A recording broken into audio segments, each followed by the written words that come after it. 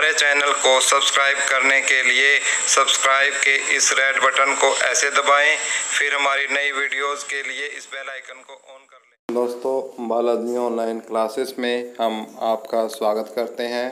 तो दोस्तों, आज का जो हमारा विषय है वो है शिक्षा मनोविज्ञान यानी एजुकेशनल साइकोलॉजी, जिसके विषय में हर C TET, S TET, Bihar TET यानी किसी भी प्रदेश का जो टेट क्यों न हो उसमें से 60-70 नंबर के क्वेश्चन पूछे जाते हैं। इसी प्रकार कोई भी शिक्षक भर्ती हो उसमें भी इसी प्रकार से 30 से 40 क्वेश्चन साइकोलॉजी के पूछे जाते हैं, जो कि आज के टाइम बहुत ही फेमस है।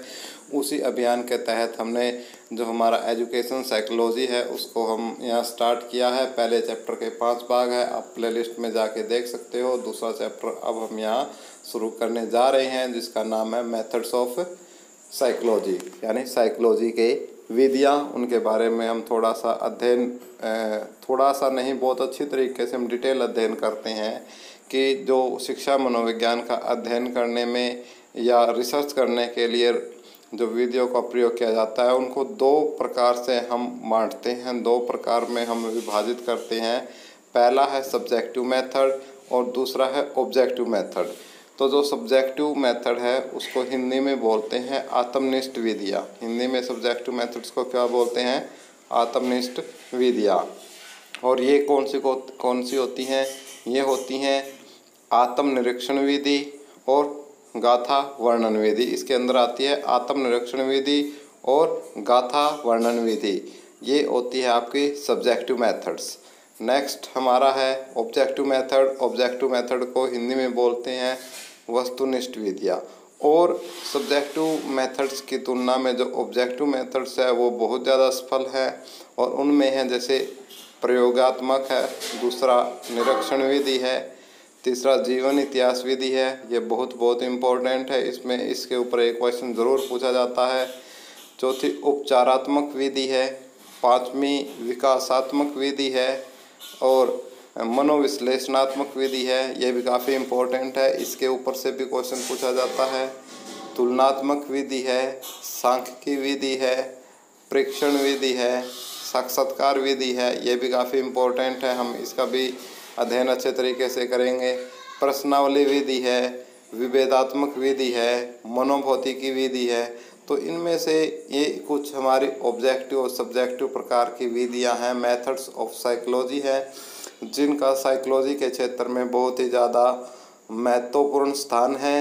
और जिसकी वजह से आज जो साइकोलॉजी है आज किस लेवल पे खड़ी है हम सब जानते हैं। हम टीचर वर्ग इस बात को अच्छी तरीके से समझते हैं कि आज एजुकेशन साइकोलॉजी का क्या महत्व है। तो इन्हीं में से हम कुछ विधियां हैं उनके बारे में पढ़ेंगे। पहली हमारी विधि है आत्मनिरीक्षण विधि। तो आत्मनिरीक्षण विधि, इसको अंतर्दर्शन विधि भी कहते हैं। क्या बोलते हैं? अंतर्दर्शन विधि। और ये जो विधि है हमारी सबसे पुरानी विधि है हमारी साइकोलॉजी की, मनोविज्ञान की। तो इसके ऊपर एक क्वेश्चन पूछा जाता है कि सबसे पुरानी विधि कौन सी है? तो आपकी है अंतर्दर्शन विधि या आत्मनिरीक्षण विधि। इसको इंट्रोस्पेक्शन भी बोलते हैं। तो वुडवर्थ ने भी इसको आत्मनिरीक्षण कहा है। इसमें क्या है, खुद की जो निरीक्षण है, आत्मनिरीक्षण करते हैं। तो बहुत से अलग अलग वैज्ञानिकों ने आत्मनिरीक्षण के बारे में अपने अपने विचार दिए। जैसे लॉक के अनुसार मस्तिष्क द्वारा अपनी स्वयं की क्रियाओं का निरीक्षण ही आत्मनिरीक्षण विधि है। कि जो हमारा मस्तिष्क है, लॉक ने क्या कहा कि जो हमारा मस्तिष्क है वो स्वयं की क्रियाओं को किस प्रकार से निरीक्षण करता है, वो ही हमारी क्या है, आत्मनिरीक्षण विधि है। वुडवर्थ ने इस विधि को आत्मनिरीक्षण कहा है। इस विधि में व्यक्ति की मानसिक क्रियाएं आत्मगत होती है। आत्मगत होने के कारण आत्मनिरीक्षण या अंतर्दर्शन विधि अधिक उपयोगी होती है। नेक्स्ट थोड़ा सा इसके बारे में परिचय करते हैं कि पूर्व काल के मनोवैज्ञानिक अपने मस्तिष्क क्रियाओं और प्रतिक्रियाओं का ज्ञान प्राप्त करने के लिए इसी विधि पर निर्भर थे। वे इसका प्रयोग अपने अनुभव का पुनः स्मरण और भावनाओं का मूल्यांकन करने के लिए करते थे।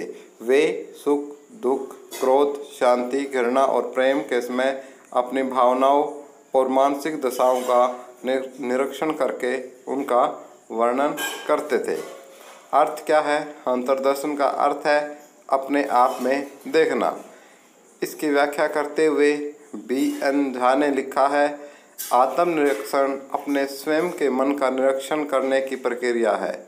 यह एक प्रकार का आत्म निरीक्षण है जिससे हमें किसी मानसिक क्रिया के समय अपने मन में उत्पन्न होने वाली स्वयं की भावनाओं और सब प्रकार की प्रतिक्रियाओं का निरीक्षण, विश्लेषण और वर्णन करते हैं। तो ये काफ़ी इम्पोर्टेंट है, आप अच्छे तरीके से इसको लर्न कर लेना। इसके गुण देख लेते हैं। गुण के अंदर है इसके मनोविज्ञान के ज्ञान में वृद्धि। डगलस व हॉलैंड के अनुसार मनोविज्ञान ने इस विधि का प्रयोग करके हमारे मनोविज्ञान के ज्ञान में वृद्धि की है, ये डगलस महोदय का मानना है। अन्य विधियों में सहायक। डगलस व हॉलैंड के अनुसार यह विधि अन्य विधियों द्वारा प्राप्त किए गए तथ्यों, नियमों, सिद्धांतों की व्याख्या करने में सहायता करती है, बहुत ही सहायता देती है। नेक्स्ट, यंत्र व सामग्री की आवश्यकता। रोस के अनुसार यह विधि खर्चीली नहीं है। सबसे इम्पोर्टेंट बात है, इसमें बहुत ही कम खर्चा है क्योंकि इसमें किसी भी प्रकार के यंत्र या सामग्री की आवश्यकता नहीं पड़ती। प्रयोगशाला की आवश्यकता। यह विधि बहुत ही सरल है क्योंकि इसमें किसी प्रयोगशाला की कोई आवश्यकता नहीं है, किसी लैबोरेटरी की कोई आवश्यकता नहीं है। रोस के शब्दों में मनोवैज्ञानिकों का स्वयं का मस्तिष्क प्रयोगशाला होता है क्योंकि वह सदैव उसके साथ रहता है, इसलिए वह अपनी इच्छा अनुसार कभी भी निरीक्षण कर सकता है। दूसरी है जो हमारे इम्पोर्टेंट है, इस पे से क्वेश्चन बनता है, जीवन इतिहास विधि या व्यक्ति अध्ययन विधि संपादित करे या व्यक्तिगत अध्ययन विधि, इसको केस स्टडी या केस हिस्ट्री मेथड भी बोला जाता है। तो ये काफ़ी इम्पोर्टेंट है, सभी विधियों में सबसे ज़्यादा इम्पोर्टेंट है। तो व्यक्ति अध्ययन विधि का प्रयोग मनोवैज्ञानिकों द्वारा मानसिक रोगियों, अपराधियों एवं समाज विरोधी कार्य करने वाले व्यक्तियों के लिए किया जाता है। बहुधा मनोविज्ञान का अनेक प्रकार के व्यक्तियों से पाला पड़ता है। इनमें कोई अपराधी, कोई मानसिक रोगी, कोई झगड़ालू, कोई समाज विरोधी कार्य करने वाला और कोई समस्यात्मक बालक होता है।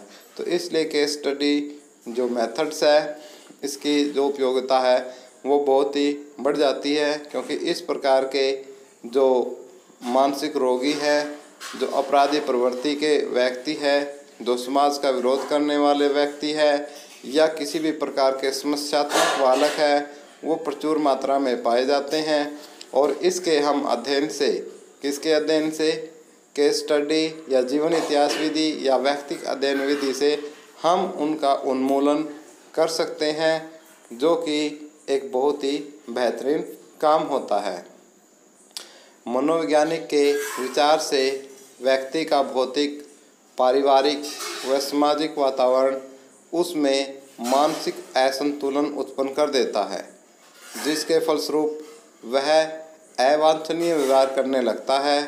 इसका वास्तविक कारण जानने के लिए वह व्यक्ति के पूर्व इतिहास की कड़ियों को जोड़ता है। तो हम क्या करते हैं, उस व्यक्ति के बारे में जिसका हमें अध्ययन करना है, हम उसके जो इतिहास है उसको उठा के देखते हैं कि वो पहले कैसा था, किस प्रकार का उसका व्यवहार था समाज के प्रति, हमारे प्रति, अपने टीचर्स के प्रति, अपने माँ बाप के प्रति। तो हम क्या पूरी की पूरी स्टडी उसमें उस बच्चे की करते हैं और फिर हम उसके निष्कर्ष तक पहुंचते हैं कि वह बच्चा किस प्रकार से अब क्या और पहले क्या उसमें परिवर्तन आया, और साथ ही जो उससे हम किस प्रकार से जो उसमें उसकी जो सहायता कर सकते हैं, उसके जो किसी भी प्रकार की मानसिक या सामाजिक उन्मूलन है उस व्यक्ति का, हम इस विधि से, केस हिस्ट्री विधि से, व्यक्तिगत जीवन वर्ष विधि से उसका हम समाधान कर सकते हैं। इसलिए ये विधि बहुत ही महत्वपूर्ण है और ये सभी विधियों में सबसे महत्वपूर्ण है। ये बात भी आप नोट कर लो। 4 ऑप्शन मिलेंगे, 4 विधियाँ मिलेंगी, उनमें से पूछा जाएगा सबसे बेस्ट कौन है, तो केस स्टडी या जीवन हिस्ट्री मेथड ही सबसे बेस्ट है। आपका 1 नंबर यहाँ से पक्का हो जाता है। इस उद्देश्य से वह व्यक्ति उसके माता पिता, शिक्षकों, संबंधियों, पड़ोसियों, मित्रों आदि से भेंट करके पूछताछ करता है। मैं पहले आपको बता चुका हूँ ये सारी बातें, चलो फिर भी एक बार और रिवाइज हो जाएगा।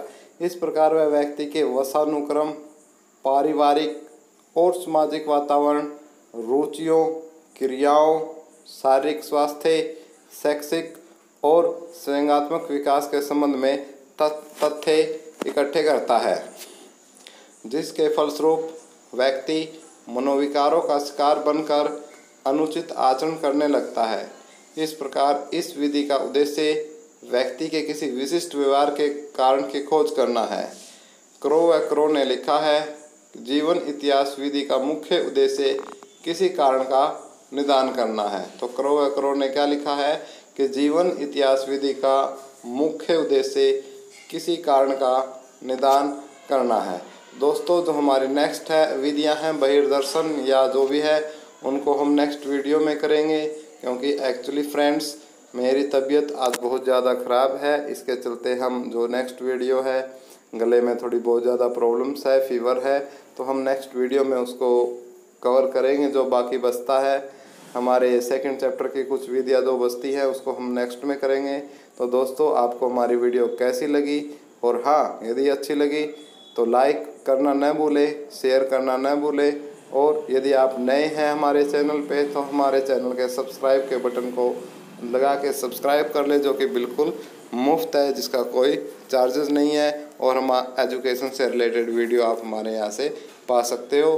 थैंक यू फ्रेंड्स हमें जुड़ने के लिए। Bye, take care, have a nice day.